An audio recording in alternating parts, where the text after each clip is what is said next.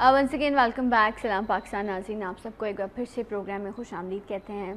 اور آج جمعہ کا دن ہے. آپ سب کو جمعہ بہت بہت مبارک ہو.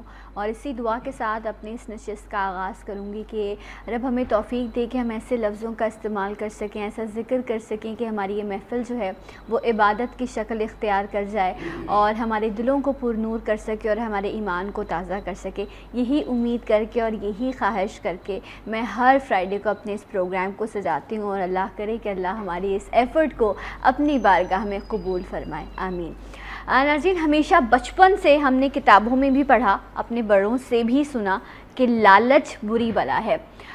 بلا تو ایک کانسیپٹ ہے کہ کہتے ہیں کہ بری بلا ہے جو خوفناک چیز ہے، لیکن اب اس کو جاننے سمجھنے کے بعد مجھے ایسا لگتا ہے کہ یہ ایک دیمک ہے. اور کہتے ہیں کہ جس دل میں لالچ ہو یا حرص ہو، اس دل سے ایمان ختم ہو جاتا ہے، اور یہ دیمک کی طرح جو ہے وہ آپ کے ایمان کا خاتمہ کر دیتی ہے. یہ اتنی خطرناک چیز ہے جس کا نام ہے لالچ یا حرص. ایسا کیوں کہا میں نے؟ اس کو سمجھنے کے لیے جیسے میں نے اس چیز کو سمجھا کہ جو مال ہمارے پاس موجود ہے، جو شہرت ہے، جو عہدہ ہے، جو پیسہ ہے، جو لگژریز ہیں، میری اوقات کیا یا میری حیثیت کیا کہ میں ان تمام چیزوں کو کما سکوں؟ یہ تو رب کا کرم ہے مجھ پر کہ یہ تمام چیزیں مجھے عطا کی گئی ہیں یا ان تمام چیزوں کو مجھے نوازا گیا ہے، اور ان تمام نعمتوں کا جواب بھی میں نے رب کے سامنے جا کر دینا ہے. تو میں کون ہوتی ہوں کہ میں ان پر اپنا حق جتاؤں؟ میں یہ لالچ کروں کہ میں اپنے مال کو چھپا لوں یا میں اپنے مال کا استعمال خود کروں، اور جو حقدار ہیں جن کے لیے شاید رب نے مجھے وسیلہ چنا، اور میں اپنی کم ظرفی کا یہاں پر عالم دکھاؤں اور لوگوں تک ان کا مال نہ پہنچاؤں. تو یہ لالچ جو ہے اسی لیے کہا جاتا ہے کہ یہ بری بلا ہے، یہ آپ کے ایمان کو کمزور کرنے کی یہ علامت بنتا ہے. تو آج حرص اور بخل جو کہتے ہیں کہ حرص، بخل اور ایمان جو ہے وہ ایک ساتھ نہیں رہ سکتے دل میں. یہ کیوں کہا گیا، اس پر بھی انشاءاللہ آج بات کریں گے، اور کوشش کریں گے کہ اس پروگرام کے اختتام سے پہلے ہی اگر ہم اپنے دل میں لالچ رکھتے بھی ہیں، شاید یہ فطرت میں ہوتی ہے کچھ لوگوں کی چیز، کبھی کبھی لالچ آ بھی جاتا ہے، لیکن کچھ ایسی باتیں کی جائیں کہ ہم اپنے دل سے اس لالچ کو، اس بخل کو، اس حرص کو ختم کر سکیں. اور آج کی میری اس نشست میں بہت ہی محترم شخص ہے جن کے لیے ہمیشہ کہتی ہوں کہ ہمارے لیے استاد کی حیثیت رکھتے ہیں. بہت جامع خوبصورت گفتگو فرماتے ہیں. میرے ساتھ موجود ہیں مفتی محمد شاہد صاحب. السلام علیکم. وعلیکم السلام ورحمۃ اللہ وبرکاتہ. مفتی صاحب کیسے مزاج ہیں؟ الحمدللہ. اس کے ساتھ ساتھ ایک اور مہمان میرے ساتھ موجود ہیں. آج یہ پہلی بار سلام پاکستان کی اس نشست کا حصہ بنے ہیں. آپ نے ان کو مختلف چینلز پر دیکھا ہے. ماشاءاللہ سے ان کو یہ سعادت حاصل ہے کہ نبی کریم صلی اللہ علیہ وسلم کی ثنا خوانی کرتے ہیں، اور آج بھی ہم ان سے کچھ کلام سنیں گے. میرے ساتھ موجود ہیں حافظ مظہر اشرفی صاحب. السلام علیکم. وعلیکم السلام. حافظ صاحب کیسے مزاج ہیں آپ کو؟ الحمدللہ. آپ کو خوش آمدید کہتے ہیں سلام پاکستان میں اور سلام پاکستان کے اسپیشل پروگرام میں. اور میں آپ سے درخواست کروں گی کہ ہم سے اس نشست کا آغاز کیجیے. بسم اللہ الرحمن الرحیم. درود پاک پڑھیے صلی اللہ علیہ یا رسول اللہ وسلم علیہ یا حبیب اللہ. تیری شان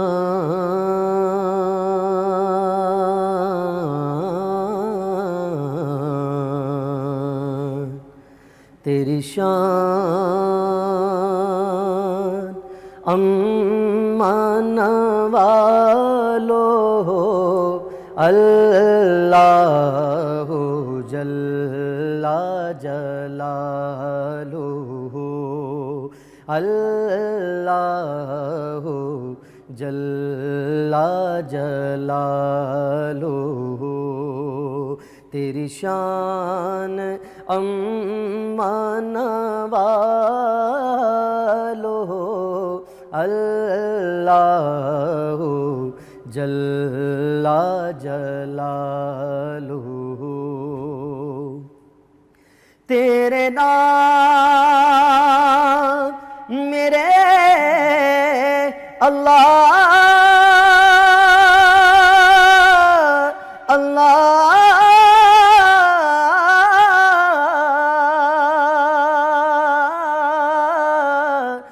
مولا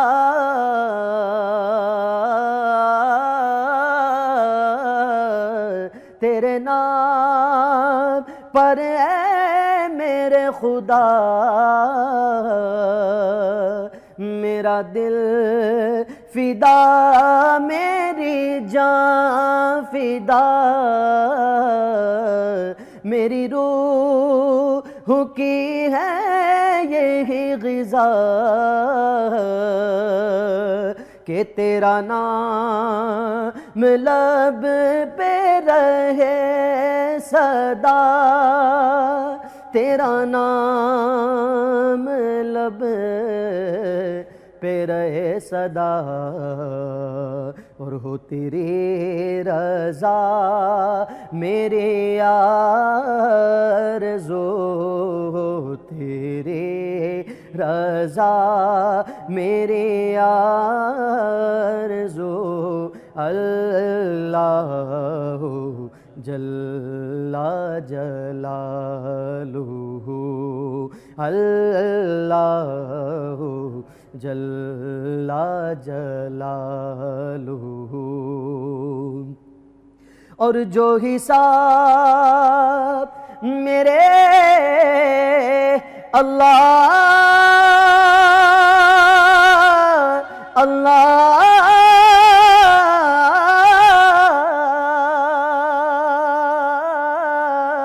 مولا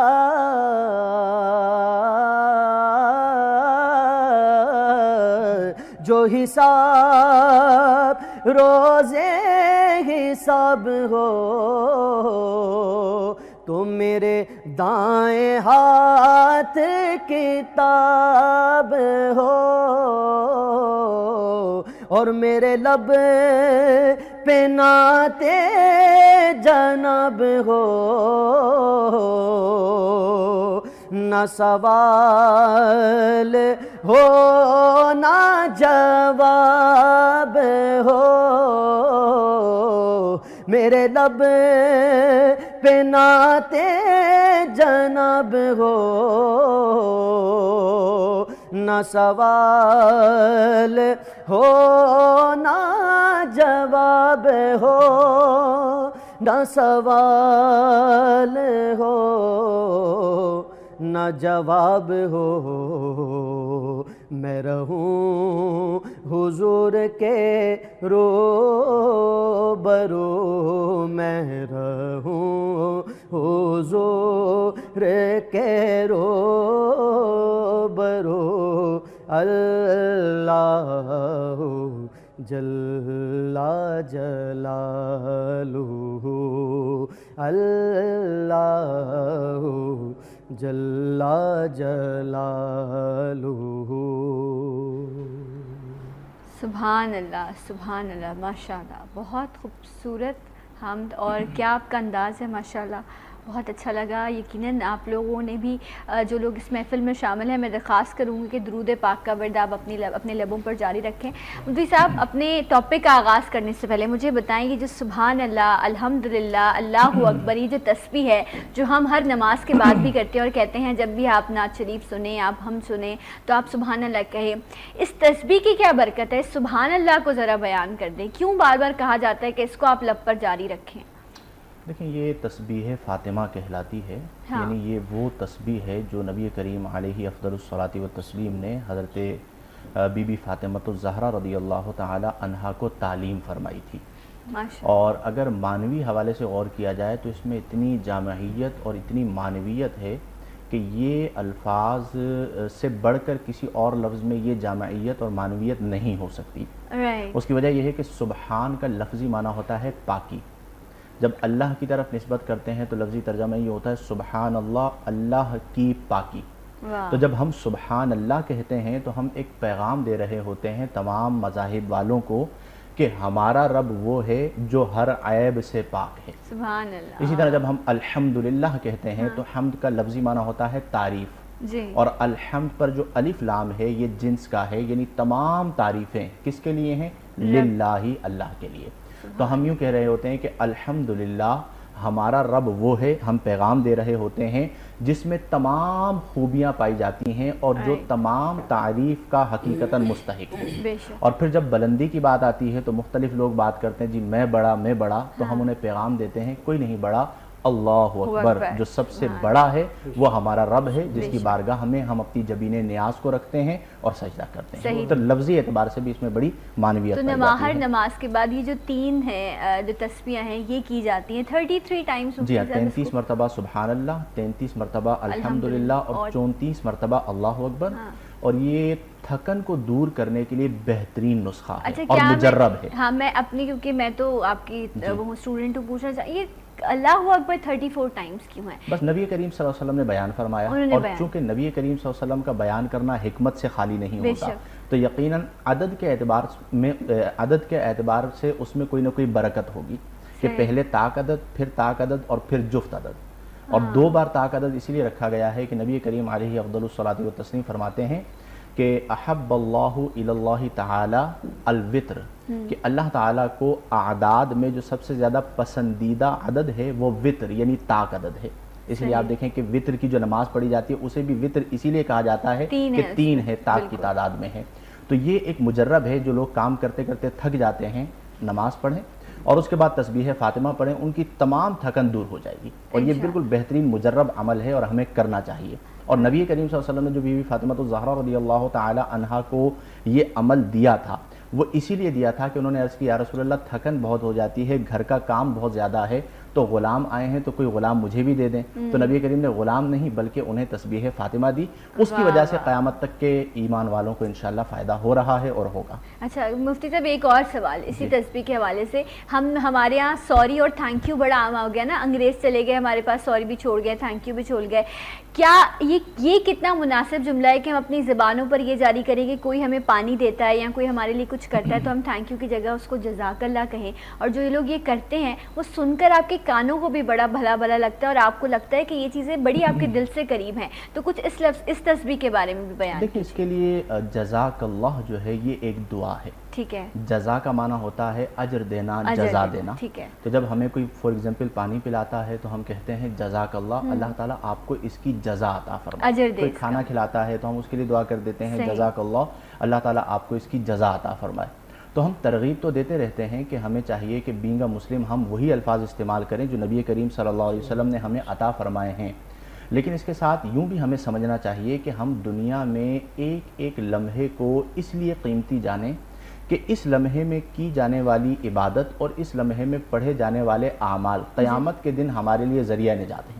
تو اگر کسی نے آپ کو پانی دیا اور آپ نے تھینکس کہہ دیا، شرعاً ناجائز نہیں ہے، لیکن اسی کی جگہ اگر آپ جزاک اللہ کہہ دیتے تو ایک تو آپ نے اسلامی تعلیمات کو آگے بڑھایا اور دنیا کو پیغام دیا کہ جی ہم مسلمان ہیں، تو ہم نے اپنی پہچان کو ختم نہیں کیا ہے. تھینکس آپ کے لیے ہے، جزاک اللہ ہمارے لیے ہے.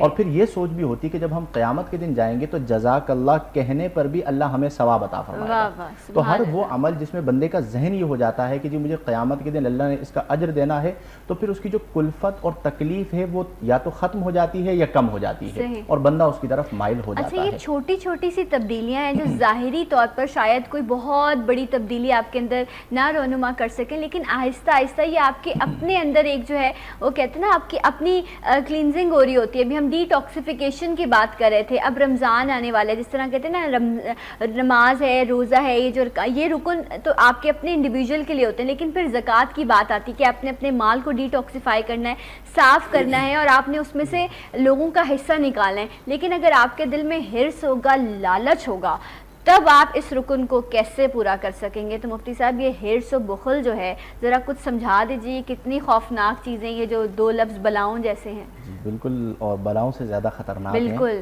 کہ بلا صرف جان لیتی ہے اور حرص اور بخل جو ہے وہ بعض اوقات سبب ضیاء ایمان بھی بن جاتا ہے. اسی لیے نبی کریم علیہ افضل الصلاۃ والتسلیم نے بھی اور قرآن کریم میں اللہ تعالیٰ نے بھی اس کی مذمت کو بیان کیا. جی بنیادی طور پر حرص ایک صفت ہے. ٹھیک ہے. اور لفظی اعتبار سے حرص عربی لفظ ہے، اردو میں آ گیا ہے.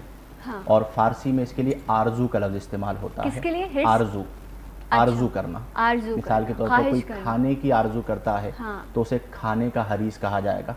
کوئی شہرت کی آرزو کرتا ہے تو اسے شہرت کا حریص کہا جائے گا. کوئی بہت زیادہ مال کی آرزو کرتا ہے تو اسے مال کا حریص کہا جائے گا. کوئی بڑے نام کی آرزو کرتا ہے تو اسے نام کا حریص کہا جائے گا. بلکہ اس میں اہل علم میں لکھا ہے کہ حرص باعتبار نسبت کے دیکھا جائے گا. یعنی طبعی طور پر، فطری طور پر ہر انسان حریص ہوتا ہے. یعنی اس کے اندر یہ چیز رکھی گئی ہے کہ جو چیز دیکھتا ہے تو وہ طمع کرتا ہے کہ یہ چیز میرے پاس بھی آ جائے، فلاں کا اچھا گھر ہے تو میرا بھی اچھا گھر ہو جائے، فلاں کے پاس اچھی گاڑی ہے۔ میں عرض کرتا ہوں اس کی قسمیں ہیں کہ دیکھا جائے گا کہ آپ کس چیز کی آرزو کر رہے ہیں اور اس کا مقصد کیا ہے، تو مقصد کے اعتبار سے حکم تبدیل ہو جائے گا۔ مثال کے طور پر کوئی دیکھتا ہے کہ فلاں تہجد گزار ہے تو وہ یہ آرزو کرتا ہے کہ میں بھی تہجد گزار بن جاؤں، تو یہ نیکیوں کا حریص ہے۔ تو یہ جو حرص ہے یہ مذموم نہیں بلکہ محمود ہے کہ وہ ایک اچھی چیز کی حرص کر رہا ہے کہ میں نیکیوں میں لگ جاؤں اور میں بھی تہجد پڑھنے والا بن جاؤں۔ کوئی کسی کو دیکھتا ہے کہ جی وہ بہت اچھا با اخلاق ہے تو وہ یہ حرص کرتا ہے، یعنی طمع کرتا ہے کہ میں بھی اس کی طرح با اخلاق بن جاؤں، یہ اچھا ہے۔ تو مطلب یہ ہے کہ حرص کو دیکھا جائے گا کہ اس کا تعلق کس کے ساتھ ہے، جس چیز کے ساتھ تعلق ہے اس کے اعتبار سے اس کے حکم کو بیان کیا جائے گا۔ عمومی طور پر جب ہم حرص کی بات کر رہے ہوتے ہیں تو وہاں پر مراد ہوتی ہے مال، کیونکہ ہمارے ہاں کثرت کے ساتھ ہر شخص جو ہے وہ مال کا حریص ہوتا ہے۔ قرآن کریم فرقان حمید میں سورہ توبہ میں اللہ تبارک و تعالیٰ نے ایک مقام پر ارشاد فرمایا کہ کچھ لوگ وہ ہیں کہ جنہوں نے عہد کیا کہ لئن آتانا من فضلہ، کہ اگر ہم عطا کریں انہیں اپنے فضل سے، تو انہوں نے کہا کہ لنصدقن ولنکونن من الصالحین، تو ہم ضرور اس مال میں سے اللہ کے راستے میں صدقہ بھی دیں گے اور صالحین میں بھی سے بھی ہو جائیں گے۔ پھر جب انہیں اللہ نے مال عطا فرمایا تو انہوں نے بخلوا بہ، اس میں بخل کیا۔ اس کی تفسیر میں مفسرین نے لکھا ہے کہ یہ آیہ مبارکہ ثعلبہ ابن حاطب ایک شخص تھا، اس کے بارے میں اتری۔ اس کا معاملہ یہ تھا کہ وہ بہت نادار تھا اور بہت غریب تھا، تو بارگاہ رسالت میں حاضر ہو کر اس نے عرض کی کہ یا رسول اللہ صلی اللہ علیہ وسلم، آپ میرے لیے دعا فرمائیے کہ میں مالدار ہو جاؤں اور مجھے بہت زیادہ مال مل جائے۔ تو نبی کریم صلی اللہ علیہ وسلم نے فرمایا کہ تم تھوڑے مال پر اللہ کا شکر ادا کرو، یہ بہتر ہے اس سے کہ تمہارے پاس بہت مال ہو اور تم اللہ کا شکر ادا نہ کرو۔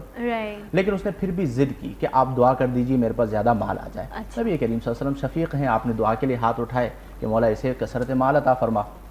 اس کو اللہ نے مال دیا اور مفسرین نے لکھا کہ اس کے پاس بکریاں تھیں اور ان میں اتنا اضافہ ہوا جس طرح کیڑے مکوڑوں میں اضافہ ہوتا ہے، یعنی اتنی کثرت کے ساتھ اس کا مال بڑھ گیا، اور وہ مدینے میں رہتا تھا تو اپنا مال لے کر مدینے کے باہر ایک میدان میں وہ منتقل ہو گیا اور وہاں پر بہت بڑا ریوڑ اس کے پاس آ گیا۔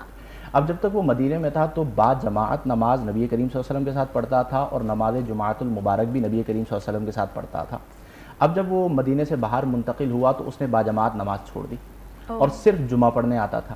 پھر اور جب اس کا مال بڑھ گیا تو پھر اس نے جمعہ پڑھنا بھی چھوڑ دیا، اب نبی کریم صلی اللہ علیہ وسلم مصروفیت کی وجہ سے۔ تو نبی کریم صلی اللہ علیہ وسلم نے صحابہ کرام سے پوچھا کہ وہ ثعلبہ نظر نہیں آ رہا، بڑے دن ہو گئے، کہاں ہے؟ تو صحابہ نے عرض کیا یا رسول اللہ اس کے پاس بہت مال ہو گیا ہے اور کثرت مال کی بنا پر چونکہ وہ مصروف ہو گیا ہے تو وہ نہیں آ پا رہا۔ تو نبی کریم صلی اللہ علیہ وسلم نے فرمایا ہائے افسوس ثعلبہ پر کہ اس کے مال نے اسے دین سے دور کر دیا۔ اس کے بعد نبی کریم صلی اللہ علیہ وسلم نے 2 شخصوں کو مقرر کیا کہ تم جاؤ اور زکوٰۃ لے کر آؤ، اور انہیں زکوٰۃ کے جو احکامات تھے وہ لکھ کے دے دیے۔ تو وہ ثعلبہ کے پاس سے، اس کے ڈیرے کے پاس سے جب گزرے تو انہوں نے ثعلبہ کو کہا کہ یہ پیغام ہے زکوٰۃ دو۔ تو اس نے کہا کہ جی یہ زکوٰۃ تو ایک طرح کا ٹیکس ہے، اور اس نے کہا زکوٰۃ یا تو جزیے کی بہن ہے یا ٹیکس ہے، تو میں ابھی زکوٰۃ نہیں دے رہا، میں سوچ کر بتاؤں گا۔ یہ کہہ کے اس نے واپس کر دیا۔ اب نبی کریم صلی اللہ علیہ وسلم کے بھیجے ہوئے افراد کو واپس کرنا کتنی بدنصیبی کی بات ہے۔ انہوں نے جا کے نبی کریم صلی اللہ علیہ وسلم کو پیغام دے دیا، نبی کریم صلی اللہ علیہ وسلم نے کہا ٹھیک ہے۔ کچھ عرصے کے بعد وہ پھر نبی کریم بریک کے بعد مکمل چلیں ٹھیک ہے اوکے۔ اس کا مطلب ہے کہ اس میں اور بھی ابھی جو بیسکلی جو پوائنٹ ہے، جو سبق سیکھنے کا ہے وہ بھی باقی ہے، تو ایک بریک کے بعد آپ کو پھر جوائن کریں گے سلام پاکستان میں، میرے ساتھ رہیے۔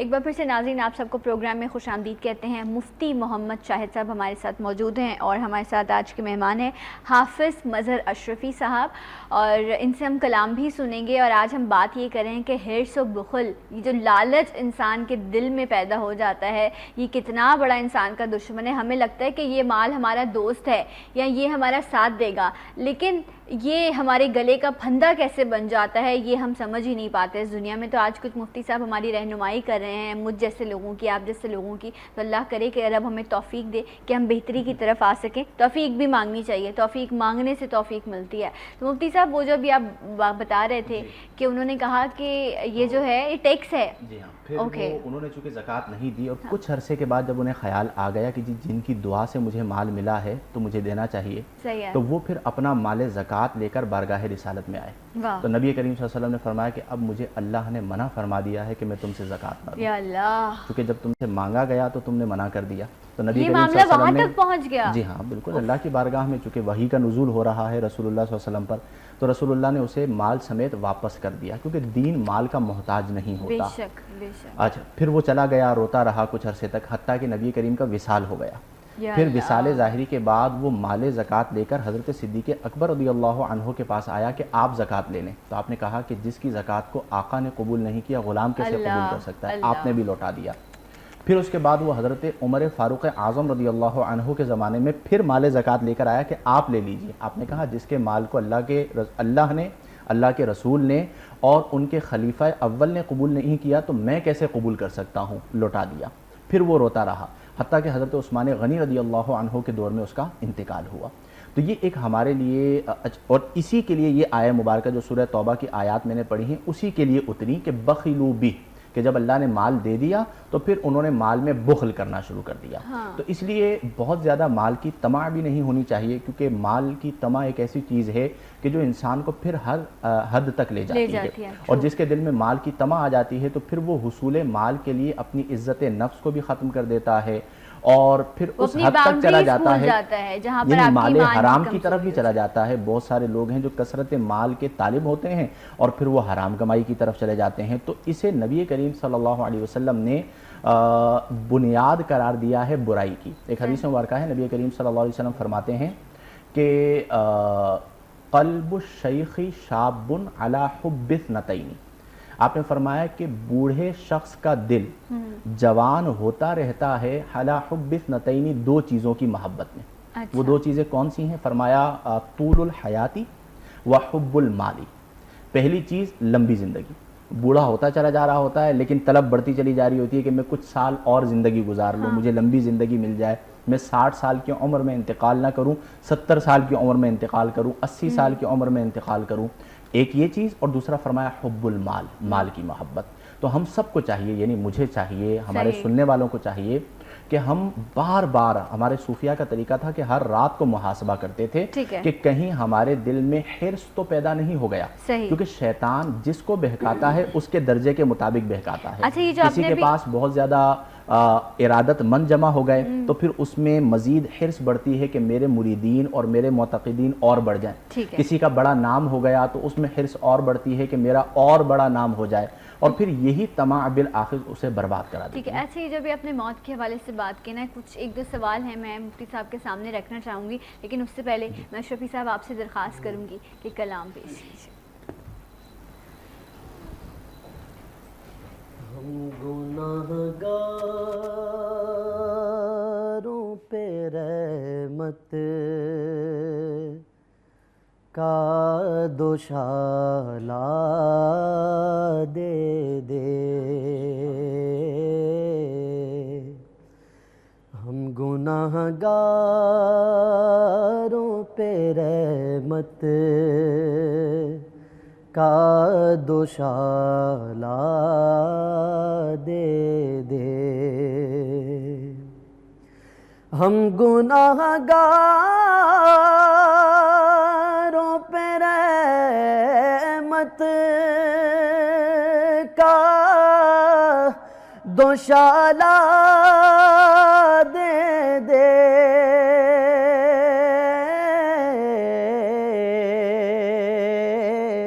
ہم گناہگاروں پہ رحمت کا دوشالہ دے دے.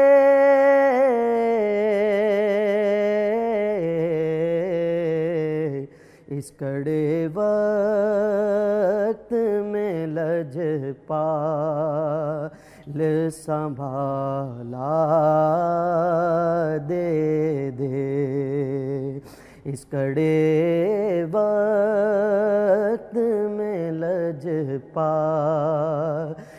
سنبھالا دے دے،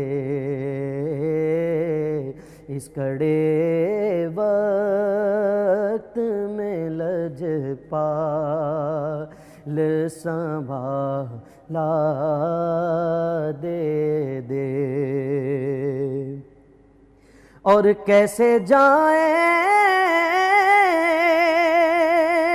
گے جہنم میں تیرے دیوانے،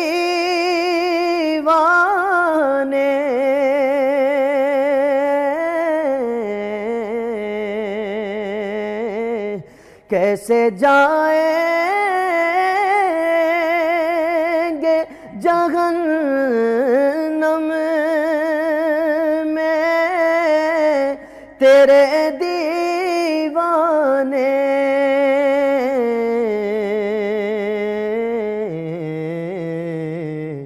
روز محشر ہمیں بس اپنا حوالہ دے دے، روز محشر ہمیں بس اپنا حوالہ دے دے،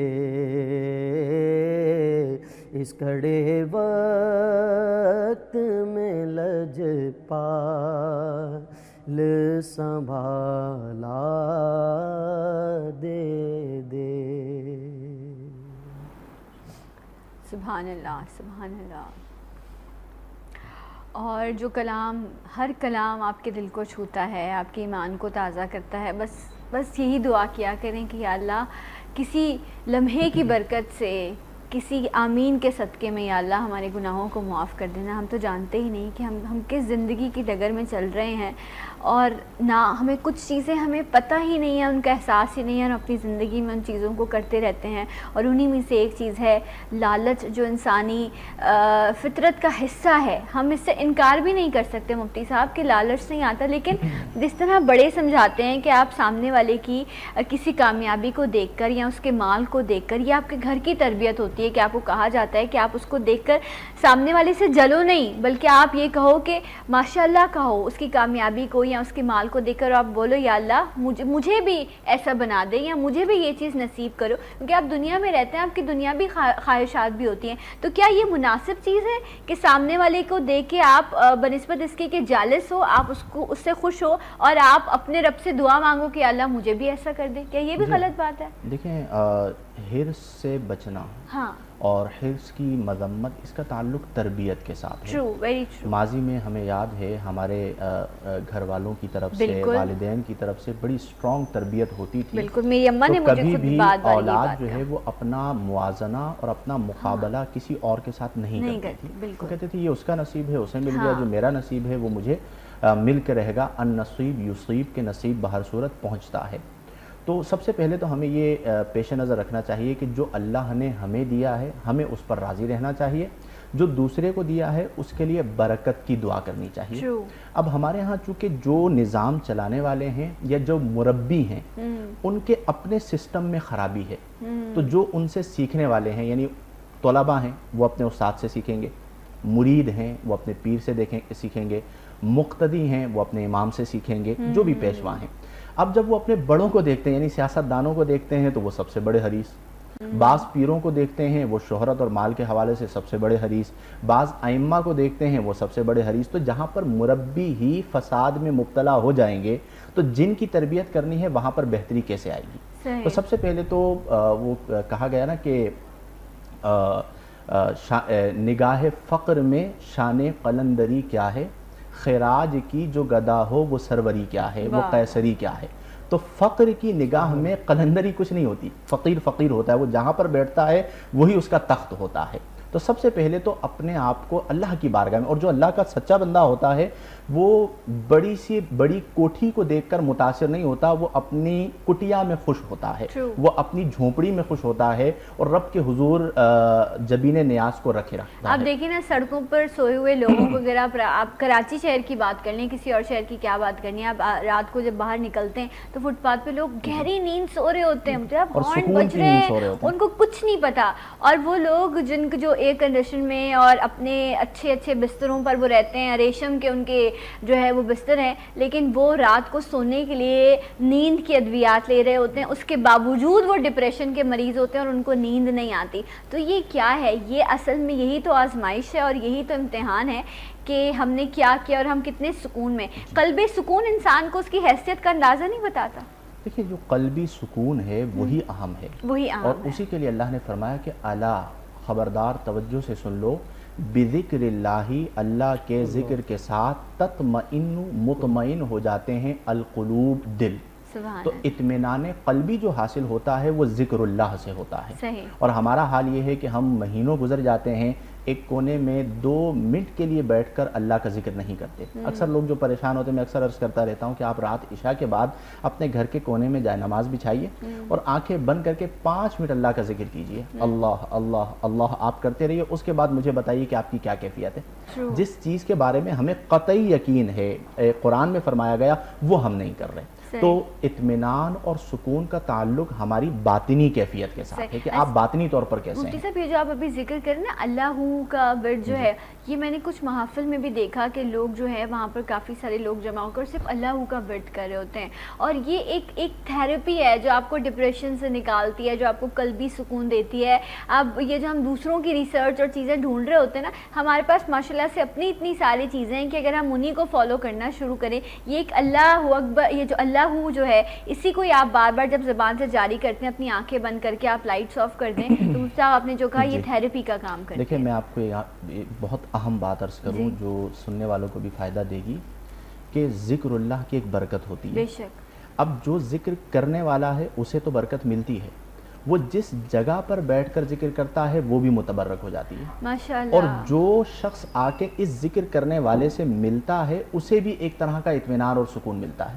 اب دیکھیں آج بھی ہمارے اولیاء کرام رحمہم اللہ کے مزارات پر ہم جاتے ہیں تو ہمیں ایک خاص قسم کا وہاں پہ سکون ملتا ہے۔ اس کی وجہ کیا ہے؟ اللہ کے ذکر کی برکت۔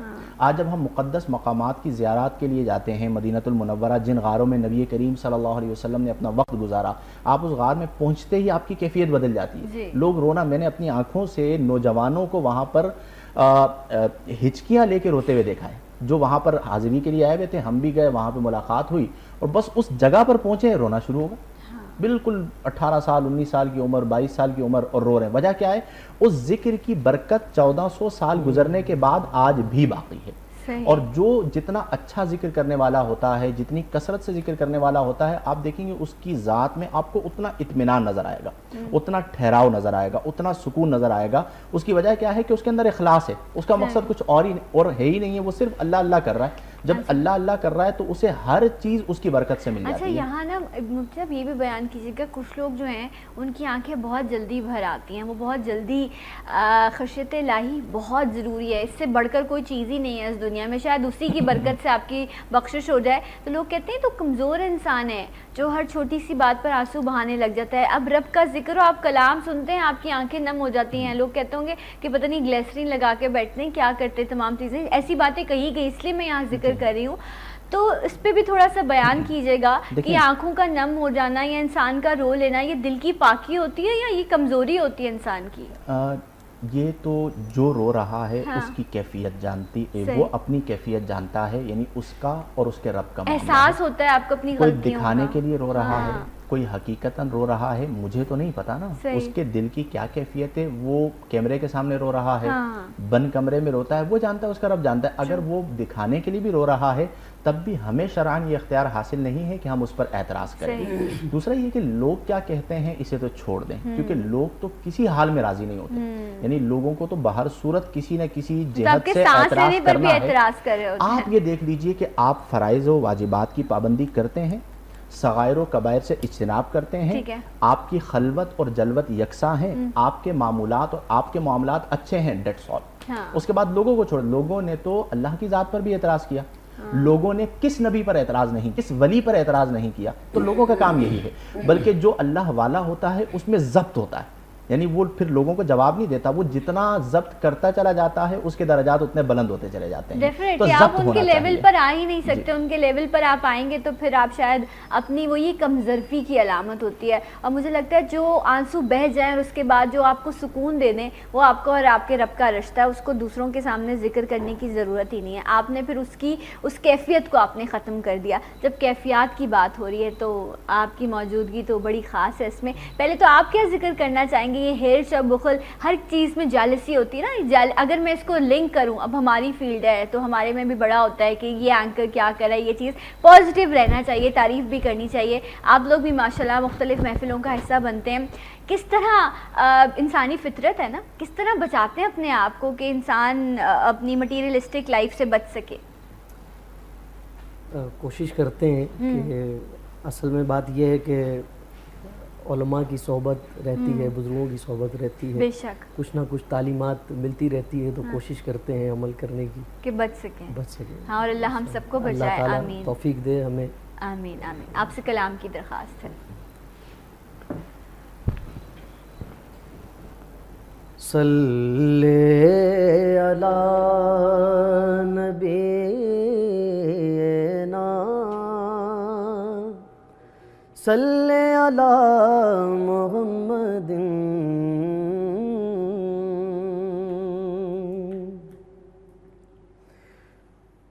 ہر پیغمبر کا عہدہ بڑا ہے،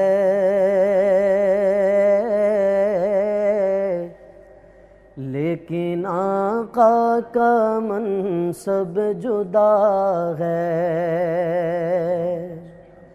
وہ امام صف انبیاء ہیں، ان کا رتبہ بڑوں سے بڑا ہے.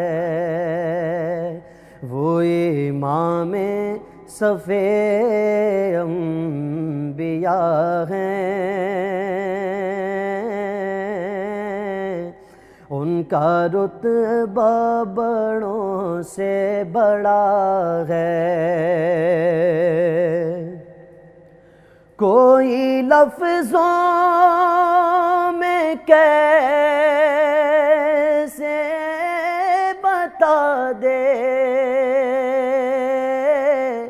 ان کے رتبے کی حد ہے تو کیا ہے. کوئی لفظوں میں کیسے بتا دے ان کے رتبے کی حد ہے تو کیا ہے. ہم نے اپنے بڑوں سے سنا ہے صرف اللہ ان سے بڑا ہے. ہم نے اپنے بڑوں سے سنا ہے صرف اللہ ان سے بڑا ہے. وہ امام صف انبیاء ہیں، ان کا رتبہ بڑوں سے بڑا ہے. پیشوا کے جو پیشوا ہیں،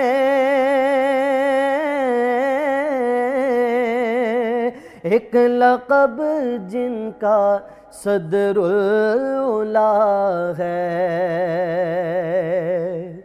پیشوا کے جو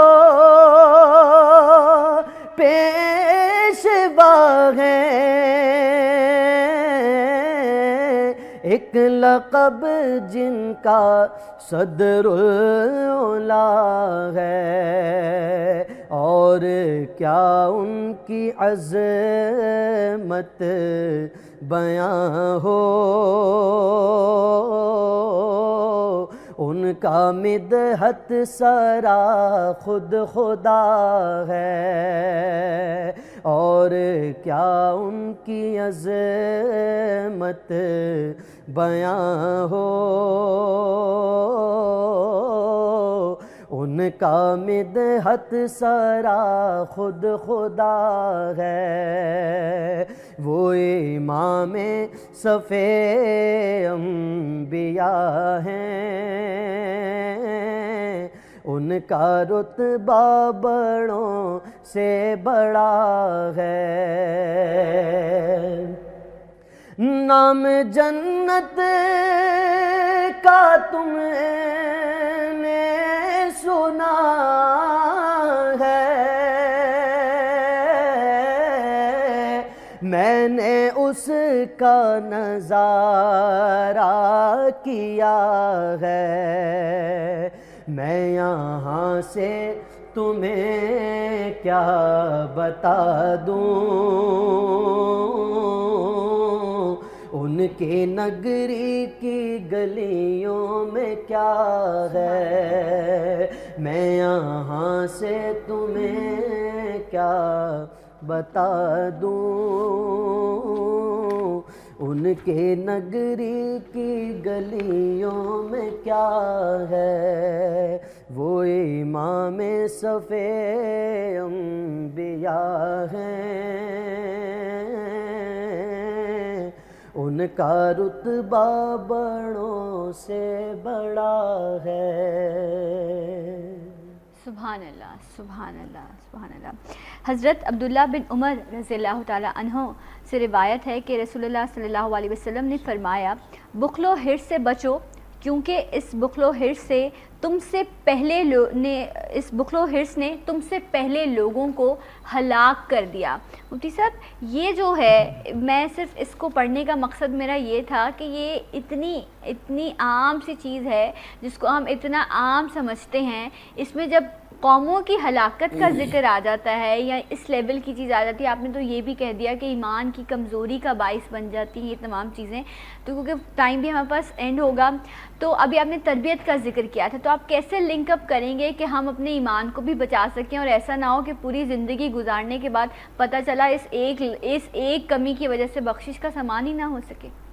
اس حوالے سے ایک تو حرص کی مذمت اور حرص کے نقصانات پر غور کرنا چاہیے، صحیح، کہ نفس کو جو چیز نقصان دے رہی ہوتی ہے اس سے نفس دور بھاگتا ہے۔ ٹھیک ہے، تو جب ہمیں یہ پتہ چلے گا کہ حرص کی وجہ سے یہ خرابیاں آ سکتی ہیں تو ہم ان سے بچیں گے۔ ٹھیک ہے، ایسے لوگوں کی صحبت اختیار کریں کہ جو ہمیں رغبت دنیا سے دور لے کر جائیں اور رغبت آخرت ہماری ذات میں بیدار کریں۔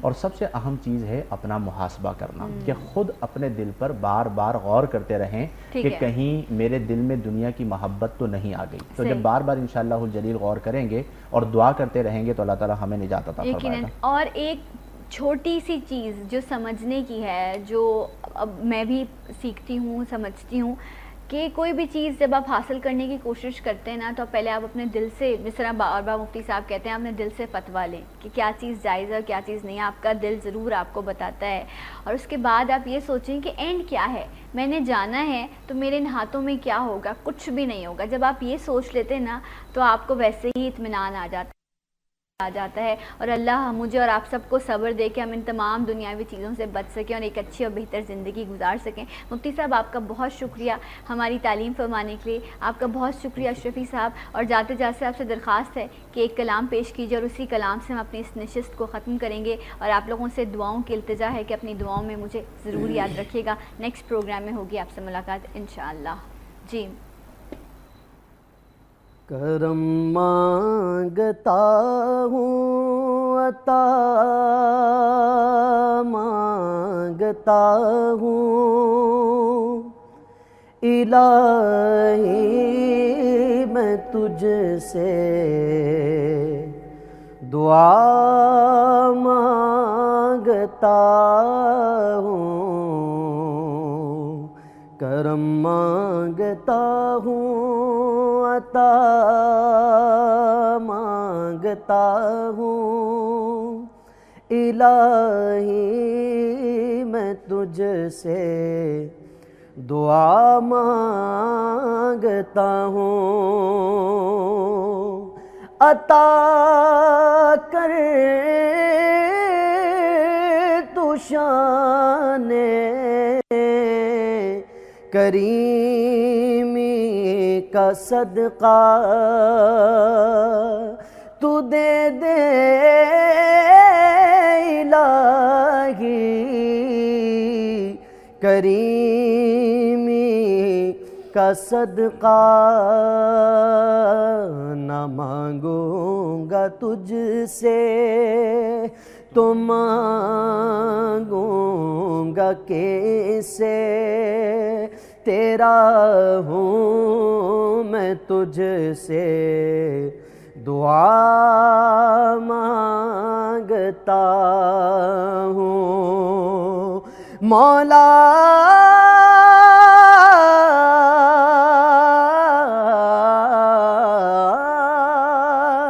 مولا جو مفلس ہیں ان کو